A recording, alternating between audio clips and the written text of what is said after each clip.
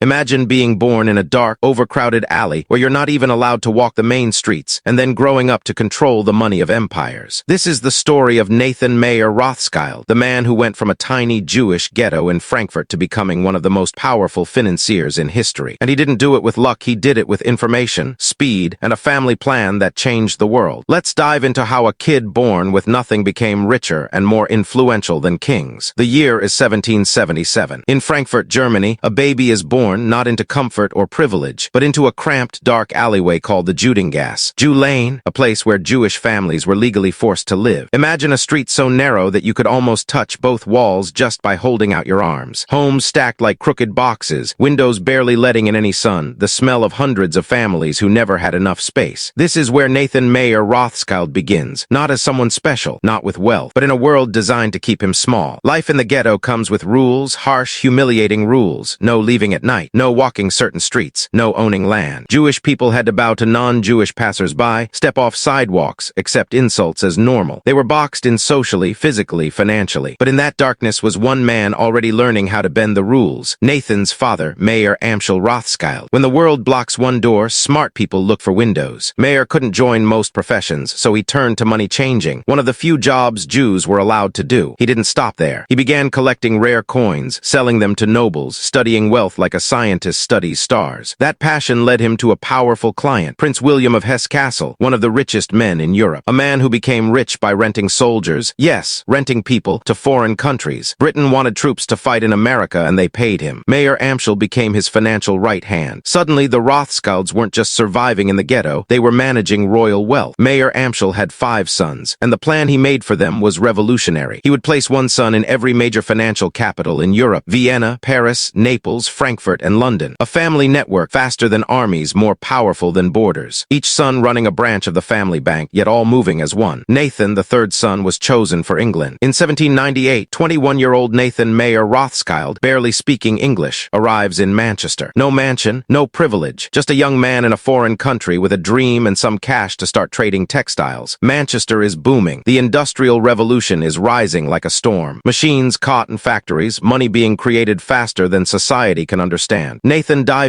in. He wakes before sunrise. He works until night. He learns everything. Some think he's rude, too aggressive, but he knows exactly what he's doing. He's building something bigger than cloth. Success in textiles gives him money, but not power. Power lives in banking. And in 1809, Nathan moves to London. He opens N.M. Rothschild & Sons. This is where the world begins to change, because Nathan discovers the secret difference between regular wealthy people and history-making wealthy families: speed. In the 1800s, there are no phones, no telegraphs, no internet. News travels only as fast as a horse or a ship. If Paris falls tomorrow, London won't know for days. Whoever knows first wins. And Nathan makes sure he always knows first. He builds a private intelligence network, messengers, horses, boats, even fishermen paid simply to bring rumors across water. He gets news before kings do. Nathan also has something no other banker has: his brothers around Europe, moving money like blood moving through veins. If Nathan needs funds in Vienna, he doesn't ship gold. His brother Salomon simply credits money there and debits money here. They invent international finance, decades before technology catches up. Then comes the moment that makes Nathan Rothschild legendary: the Napoleonic Wars. Europe is on fire. Napoleon has conquered nations like a force of nature. Britain keeps fighting, but war needs money, unbelievable amounts of money. Soldiers, weapons, supplies, millions of pounds in gold must cross war-torn borders. That's almost impossible unless you are Nathan Rothschild. He walks into the British government and offers a solution. We can move your money anywhere, safely, quietly, fast. They say yes. They have no choice. Nathan becomes the financial engine of the British war machine. By 1815, he is already rich. But Waterloo changes everything. Napoleon returns from exile, builds a new army, and faces the British and Prussians in Belgium. Everything depends on one battle. If Napoleon wins, Europe belongs to him again. London waits, terrified. Markets freeze. Nobody buys. Nobody sells. Nathan has an agent at the battlefield. When Napoleon loses on June 18, the world will only know days later. But Nathan learns on June 19, 48 hours early. The famous legend says he goes to the London Stock Exchange, stands by his usual pillar, looks grim, starts selling. The room panics. If Nathan is selling, then surely Napoleon won. Prices crash. And at the lowest moment, he silently buys everything. Days later, the official news arrives. Britain won. Prices explode upward. In one move, Nathan becomes one of the richest men alive. Whether the dramatic details happened exactly that way doesn't matter. What is fact is that Nathan's early information and aggressive trading during the Waterloo Waterloo period multiplied his wealth many times over. After Waterloo, governments line up at his door. France owes war reparations. Rothschilds arrange the loan. Prussia needs to rebuild. Rothschilds lend. Railways begin transforming transportation. Rothschild capital builds tracks across Europe. They invest in mines, shipping, insurance. Their money isn't just profit, it changes the physical world. Nathan becomes a symbol of global finance. Newspapers draw cartoons of him controlling kings with golden strings. Some admire him. Some hate him, often out of anti-Semitism. Conspiracy theories are born. Lies about Jewish bankers controlling the world spread. Nathan doesn't flinch. He focuses on results. His personality is sharp, impatient, blunt, practical. No small talk. He dresses simply, eats simply, works relentlessly. He stands at the exchange every day, face unreadable, sometimes making fake trades just to mislead copycats. He trusts nobody except his brothers, his network, his secret advantage. By the 1830s, Nathan Rothschild might be the richest man who had ever lived. Some say his yearly income exceeded what many nations collected in taxes. But the body is not a machine. Decades of relentless pressure weaken him. An infection grows untreatable. In 1836, Nathan dies at just 58. Europe reacts as if a king has fallen. The man who helped defeat Napoleon and built a family empire is gone. But his legacy does not die. His sons take over London. His brothers continue across Europe. The Rothschild network thrives for over a century. They help Britain buy the Suez Canal. They finance mines in South Africa. Railways, wars, nations. The phrase rich as Rothschild enters everyday language. Their success attracts envy, rumors, myths, dark stories. But the real story is better. A family that worked harder than others, took smarter risks, and stayed united when most families fall apart. Nathan's life, born in a ghetto, rises to control global finance, is a story that forces us to ask what power really is. Kings hold crowns. Nathan held the money. And money decides whether armies march, whether nations fall, whether history bends. So what do we learn from him today? Information is power. Those who know first win. Networks multiply strength. No great empire is built alone. Risk is necessary. Some opportunities only come once. Work ethic matters. Success comes to the person who shows up earlier and leaves later. And where you start is not where you must finish. Nathan Mayer Rothschild didn't just get rich. He changed how the world works. And 200 years later, we are still talking about him.